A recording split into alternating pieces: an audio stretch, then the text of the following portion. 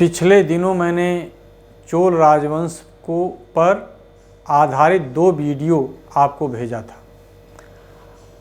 उस वीडियो से जो फीडबैक मुझे मिला, उस फीडबैक के आधार पर मैंने ये निर्णय लिया है कि अब बहुत विस्तार से न जाकर मैं केवल फैक्ट या तथ्यों पर आधारित बातें आपको बताऊंगा, क्योंकि अनावश्यक कभी कभी विस्तार हो जाता है, वो आप लोगों के कम काम आता है। और इस तरह से मैं विस्तार के साथ बताता रहा तो एक ही राजवंश चोल राजवंश में मुझे कम से कम 10 वीडियो बनानी पड़ेगी। इसलिए मैं अत्यंत संक्षेप में केवल फैक्ट को पकड़ते हुए मैं आप लोगों को ये वीडियो आपके सामने प्रस्तुत कर रहा हूँ। चोल राजवंश को दक्षिण में उन्नति के शिखर पर पहुंचाने वाले 2 शासक थे जो काफ़ी महत्वपूर्ण हैं। एक शासक राजराज प्रथम है, जिसके विषय में मैंने पिछले दिनों आपको बताया था। दूसरा उसका उत्तराधिकारी पुत्र राजेंद्र प्रथम है। चोल शासकों ने एक परंपरा विकसित की, किसी भी तरह के उत्तराधिकार के विवाद को समाप्त करने के लिए कि वे अपने जीवन काल में ही अपना उत्तराधिकारी मनोनीत कर देते थे। और वो ये भी ध्यान में रखिएगा कि चोल राजवंश योग्यता के आधार पर अपना उत्तराधिकारी मनोनीत करते थे, ज्येष्ठा क्रम को देखते हुए अपना उत्तराधिकारी नहीं मनोनीत करते थे। ये खास बात है कि वे अपना उत्तराधिकारी योग्यता के आधार पर बनाते थे। तो राजराज प्रथम ने भी 1012 ईस्वी में अपना उत्तराधिकारी राजेंद्र चोल प्रथम को मनोनीत किया था 1012 में, और राजराज प्रथम का राज्यारोहण 1014 में हुआ था। 1014 में उसका राज्यारोहण हुआ, जबकि 1012 में वो मनोनीत हुआ था युवराज के रूप में। राजेंद्र प्रथम ने अपने पिता राजराज प्रथम के काल में ही महामंडलेश्वर के रूप में और सेना का नेतृत्व कई युद्धों में कर चुका था, तो प्रशासनिक और सैन्य गतिविधियों का उसे पूरा का पूरा और समकालीन दक्षिण की राजनीति का पूरा ज्ञान था। उसने बहुत सारी परंपरागत और उपलब्धियों वाला उपाधि धारण की, जैसे उसने केरलांतक की उपाधि धारण की केरल के पतन करने के पश्चात। इसके अतिरिक्त उसने मधुरांतक की उपाधि धारण की, परकेसरी की उपाधि धारण की। इन बहुत सारी उपाधियों के अतिरिक्त उसकी 3 उपाधि बहुत ही महत्वपूर्ण है। वो है मुंडिकोंड चोल, दूसरा है पंडित चोल और तीसरा है गंगई कोंड। इन तीनों ही उपाधियों को आप ध्यान में रखिएगा, क्योंकि अक्सर प्रतियोगी परीक्षाओं में ये पूछे जाते हैं। इन तीनों ही उपाधियों का निहितार्थ है, जैसे मुंडिकोंड चोल उपाधि केरल, पांड्य और सिंघल का संहार करने के पश्चात उसने धारण किया था मुंडिगोंड चोल, मुंडिगोंड चोल। दूसरा पंडित चोल उपाधि उसने इसलिए धारण किया था कि वह विद्वानों का और विद्या का बहुत बड़ा संरक्षक था। उसका अनुराग था संस्कृत विद्या और वेदों के प्रति। उसने संस्कृत विद्या के संवर्धन के लिए एक संस्कृत विद्यालय की स्थापना की, और जिसमें वेदों की शिक्षा दी जाती थी। और इस विद्यालय के लिए उसने 14 बेली भूमि अनुदान दिया था। एक बात और ध्यान में रखिएगा कि जो चोल प्रशासन में बेली भूमि नाप का एक मानक था, बेली। इसके बाद हम आइए देखते हैं उसने उसके काल में सिंहल का विद्रोह हुआ। मैं इसके पहले बता चुका हूँ कि चोल राज्य के अंतर्गत केरल, पांड्य, सिंहल, वेंगी, गंग, ये ऐसे राजवंश थे जो स्वतंत्रता प्रिय थे। प्रत्येक चोल शासक के काल में इनका विद्रोह होता था और यदि चोल शासक शक्तिशाली हुआ तो उसे दबाता था, उसे उसके राजा पर विजय प्राप्त करता था। तो इसके काल में भी सिंहल पुनः विद्रोह सिंहल किया। चूंकि आप जानते हैं कि राजराज प्रथम के काल में बंदी अवश्य बना लिया गया था महेंद्र पंचम, लेकिन बाद में वो छोड़ भी दिया गया था। अब इसने सिंहल की स्वतंत्रता घोषित की। फलतः नौसेना के साथ राजेंद्र प्रथम ने सिंहल पर आक्रमण किया और संपूर्ण सिंहल को, राज ने केवल उत्तरी सिंहल पर आधिपत्य स्थापित किया था और राजेंद्र चोल ने पूरे सिंहल पर आधिपत्य स्थापित किया और महेंद्र पंचम को बंदी बनाकर तंजौर के कारागार में डाल दिया, जहां 12 वर्षों के पश्चात उसकी मृत्यु हो गई। 12 वर्षों के पश्चात उसकी मृत्यु हो गई। पुनः बाद में चलकर महाकश्यप शासक ने 6 माह के कड़े प्रतिरोध के बाद सिंहल के दक्षिणी क्षेत्र को मुक्त करा लिया, लेकिन बाद में पुनः राजेंद्र ने उस पर भी आधिपत्य स्थापित किया और बहुत ही बर्बरता के साथ राजेंद्र प्रथम ने इस सिंहल के विद्रोह को दबाया था। इसका उल्लेख करंडय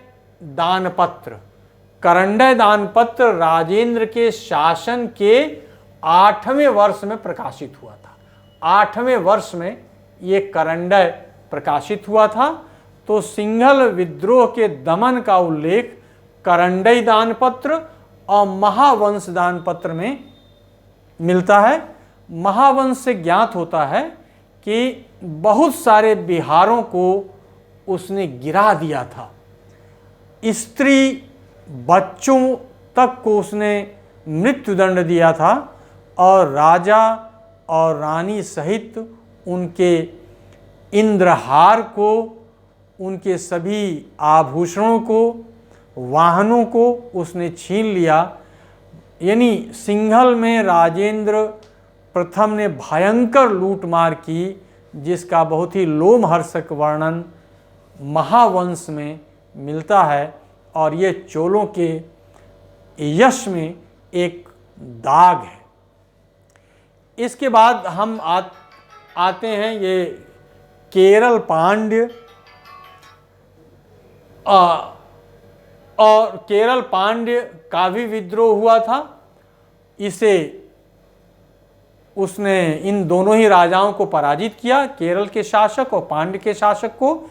इसका उल्लेख तिरुवलंगाडु अभिलेख में हुआ है। और खास बात ये कि केरल और पांड्य राज्यों का एकीकरण उसने किया और एकीकरण करते हुए उसने मदुरा में दोनों का मुख्यालय बनाया और एक राजकुमार यानी राजाधिराज को यहाँ का वायसराय नियुक्त किया और इस अवसर पर उसने केरलांतक और मधुरांतक 2 उपाधियों को धारण किया। अब आते हैं वेंगी में पर। वेंगी को आप जानते हैं पूर्वी चालुक्य कहा जाता है और विमलादित्य के 2 पुत्र थे, विजयादित्य सप्तम और राजराज।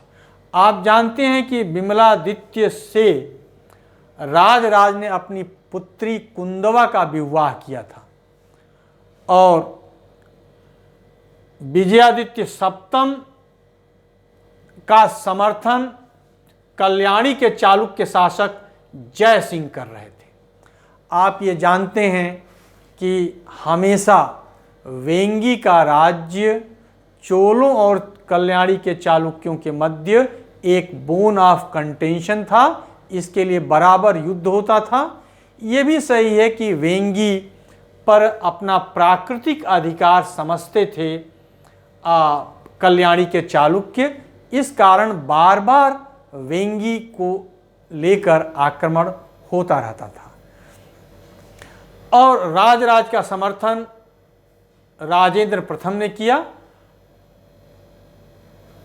इसके समर्थन में, विजयादित्य के समर्थन में जय सिंह ने आक्रमण किया, लेकिन मास्की के युद्ध में जय सिंह पराजित हुआ और वेंगी पर राजराज का आधिपत्य स्थापित हो गया और राजराज राजेंद्र प्रथम की अधीनता में पुनः शासन करने लगा।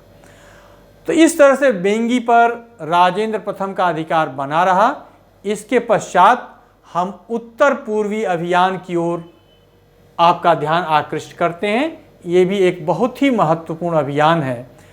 अपने पुत्र विक्रम चोल के नेतृत्व में उसने एक बड़ी सेना के साथ उत्तर पूर्व की ओर भेजा और उसने आगे बढ़ते हुए बंगाल के स्थानीय शासक धर्मपाल को पराजित किया, राठ के शासक रणसूर को पराजित किया और पूर्वी बंगाल के शासक गोविंद चंद्र को पराजित किया। पाल शासक उसने महीपाल को भी पराजित किया। इसका परिणाम ये निकला कि उसने अब ये क्यों किया। इतिहासकारों का मत है कि गंगा के आकर्षण में, गंगा नदी के आकर्षण में वह उत्तर भारत का अभियान किया था, लेकिन इस क्रम में उसने उड़ीसा, बस्तर, इंद्ररथ और दक्षिणी कौशल की विजय की थी। दो बातें हो सकती हैं, एक तो गंगा का आकर्षण और दूसरा धन संपत्ति। ये दो आकर्षण के कारण इन्होंने उत्तरी अभियान किया था। अभिलेखों में कहा गया है कि गंगा के जल को कलशों में ले आके और बंगाल के शासक दक्षिण में यानी तंजौर तक वो अपने सिर पर रखकर गंगा के जल को ले आए और वहीं उसने इसी उपलक्ष्य में उसने गंगई कोंड चोलपुरम एक बहुत बड़ा सरोवर बनाया। गंगई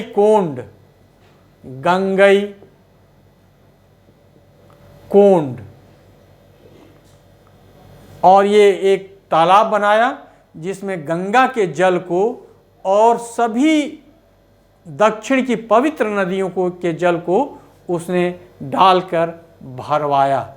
इसी उपलक्ष्य में यहाँ एक नई राजधानी भी उसने बनाई जिसे कहा गया गंगई कोंड चोलपुरम।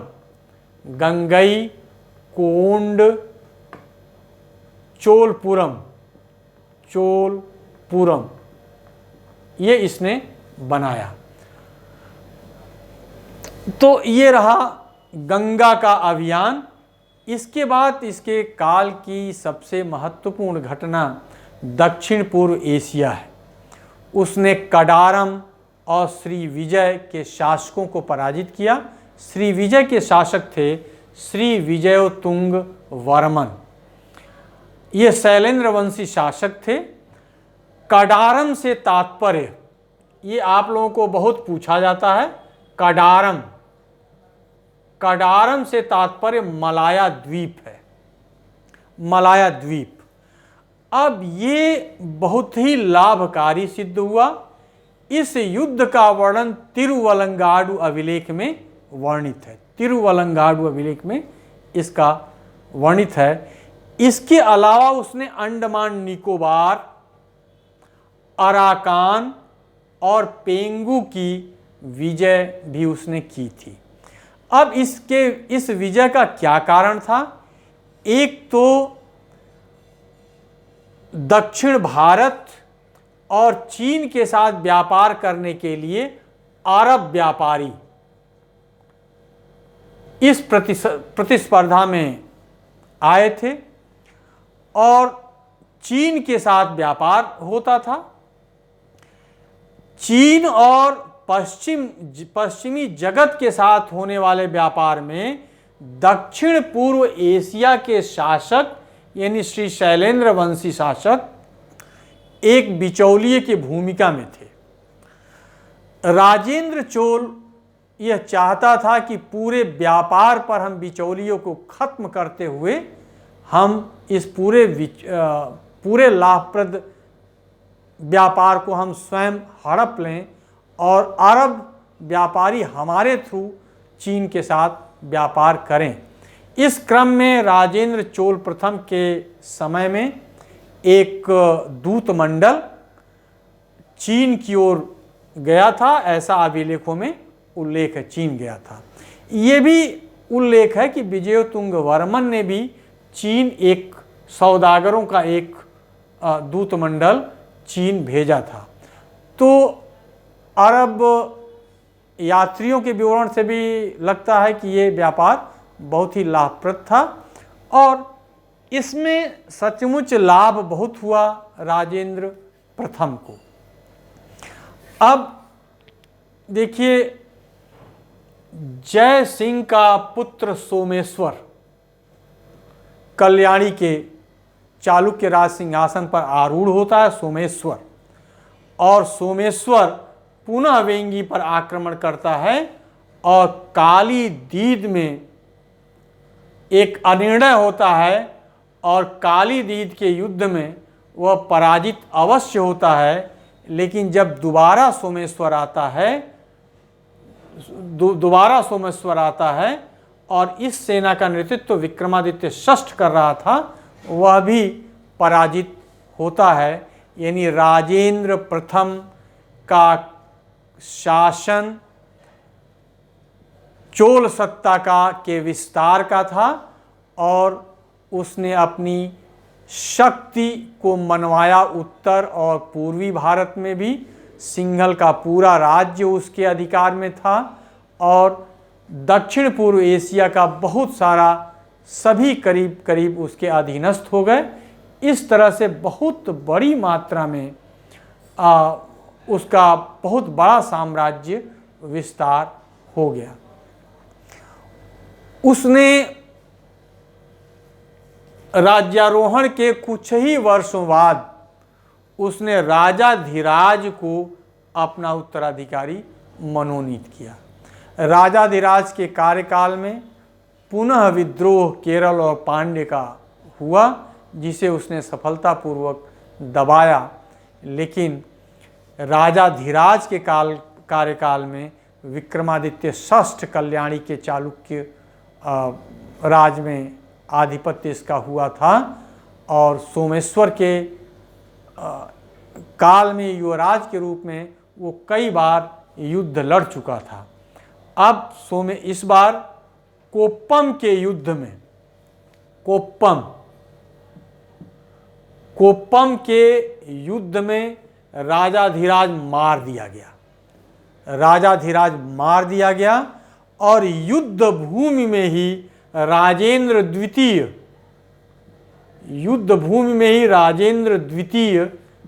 अपना राज्याभिषेक किया और पुनः कोप्पम युद्ध की बाजी उसने पलट दी और उसने युद्ध को जीत लिया। राजेंद्र द्वितीय उसके बाद चोल राज सिंहासन पर सिंहासनारूढ़ हुआ। इसके बाद शासक होता है कुलोतुंग वर्मन। हम सीधे कुलोतुंग वर्मन पर थोड़ा सा आते हैं, उसके बाद बात को समाप्त करते हैं। कुलोतुंग वर्मन का काल एक टर्निंग पॉइंट इस अर्थ में है कि इसमें चोल रक्त का सम्मिश्रण था। यानी आपको याद होगा कि विमलादित्य की पत्नी कुंदवा चोल शासक राजराज की पुत्री थी और उन्हीं से उत्पन्न संतान था राजराज और राजराज का संतान था कुलोतुंग वर्मन। तो इस तरह से चोलों का रक्त इसमें था और उस कुलोतुंग वर्मन ने अपना विवाह भी कोप्पम युद्ध के विजेता राजेंद्र द्वितीय की पुत्री से किया था। राजेंद्र द्वितीय की पुत्री से उसने अपना विवाह किया था, इसलिए उसे राजनीतिक समर्थन बहुत ही अधिक कुलोत्तुंग वर्मन को प्राप्त हुआ था। लेकिन कुलोत्तुंग वर्मन के काल में चोल शासन का संकुचन हुआ और सीमाओं का संकुचन हुआ। इसका काल भी विक्रमादित्य षष्ठ एक तरफ थे कल्याणी में, दूसरी तरफ सिंघल में विजय वाव के नेतृत्व में स्वतंत्र सिंघल हो गया था। कलिंग में विद्रोह हो गया था। होयसलों ने विद्रोह करना प्रारंभ कर दिया था। इस तरह से अंततः सिंघल की स्वतंत्रता को कुलोत्तुंग ने स्वीकार किया और विजय वाहु के साथ आगे बढ़ते हुए उसने अपनी पुत्री का विवाह किया। सिंघल शासक विजय बाहु के साथ अपनी पुत्री का उसने विवाह किया। कलिंग में विद्रोह हुआ तो अपने सेनापति तोंडेमाल को भेजा और कलिंग के शासक अनंत वर्मा पराजित हुआ। विक्रमादित्य षष्ठ ने आक्रमण कर बेंगी पर आधिपत्य स्थापित किया। मैसूर पर होयसलों ने आधिपत्य स्थापित कर लिया। इस तरह से कुलोत्तुंग प्रथम के काल से ही चोल राजवंश में अवनति प्रारंभ हो गई। ये रहा चोल राजवंश। इसके बाद हम आप लोगों को बताएंगे चोलों का प्रशासन। आप जानते हैं कि चोलों में जो शासक होता था उसकी स्थिति कूट स्थानिक की होती थी। उसकी स्थिति कूट स्थानिक की होती थी। संपूर्ण चोल शासन 6 प्रांतों में विभक्त था। 6 प्रांतों में विभक्त था और प्रांतों को मंडलम कहते थे। मंडलम का शासक प्रायः राजकुमार होते थे, राज परिवार का सदस्य होते थे। इसके अतिरिक्त भी लोग हो सकते थे। मंडलम राजा बहुत बड़ी उपाधियों को धारण करता था, जैसे त्रिलोक सम्राट,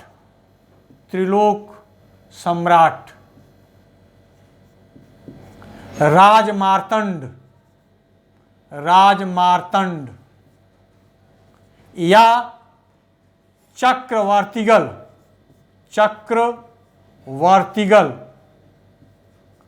इन उपाधियों को, हाई साउंडिंग उपाधियों को धारण करते थे चोल शासक। अब हम आते हैं मंडलम। तो मंडलम विभक्त था कोट्टम में। कोट्टम इसे वलनाडु भी कहते थे। वलनाडु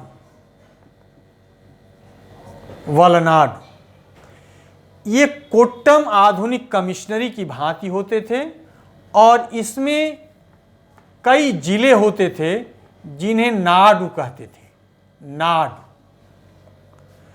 ये नगर होते थे। इसमें 2 तरह की सभाएं होती थीं। एक को कहते थे नगरम, ये व्यापारियों की सभा होती थी, और दूसरा होता था नाट्टार। ये भूमि के किस्मों का निर्धारण करती थी और प्रबंधन करती थी भूमि का, और मंदिरों का भी प्रबंधन करती थी। अब इतना हम थोड़ा सा बता दे के, अब वीडियो लंबा हो रहा है इसलिए मैं विराम दूंगा। और इसके पश्चात होता था, जिसे आधुनिक ब्लॉक कहते थे, कुर्रम। ये ग्रामों का एक संघ होता था और सबसे निचली इकाई ग्राम। 2 तरह के अधिकारी होते थे। एक पेरु नंदनम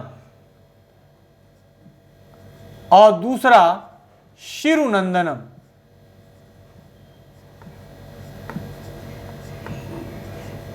ये दो तरह के अधिकारी होते थे। पेरुनंदनम ये उच्च कोटि के अधिकारी होते थे। इन्हें उडन कुट्टम भी कहते थे। उडन कुट्टम। उडन कुट्टम का अर्थ होता है राजा के पास निकट रहने वाला अधिकारी। पेरुनंदनम उच्च अधिकारी होते थे। शिरुनंदनम इसके अधीनस्थ अधिकारी होते थे। और एक ओलय नामक अधिकारी, ओलय नामक अधिकारी राजा के आदेशों का एक मसौदा तैयार करता था। प्रायः राजा का आदेश मौखिक होता था। इसी के बाद हम ये वीडियो समाप्त कर रहे हैं। इसका दूसरा पार्ट मैं जल्दी ही कल परसों तक मैं आपके समक्ष प्रस्तुत करूंगा और उस वीडियो में समस्त चोल प्रशासन और कला और संस्कृत के विषय में आपको मैं बताऊंगा। इन्हीं के साथ बच्चों, मित्रों, थैंक यू वेरी मच। और आशा है ये वीडियो आपको पसंद आएगा। आप समय समय पर अपना फीडबैक देते रहें ताकि मैं आप लोगों के कमेंट में या उसके अनुसार मैं सुधार भी करता जाऊंगा। आप लोगों ने ये कमेंट दिया था कि अनावश्यक विस्तार हो जा रहा है। इसके मद्देनज़र मैं केवल फैक्ट लेकर आया हूँ। आगामी वीडियो भी इसी तरह कराएगा। Thank you very much.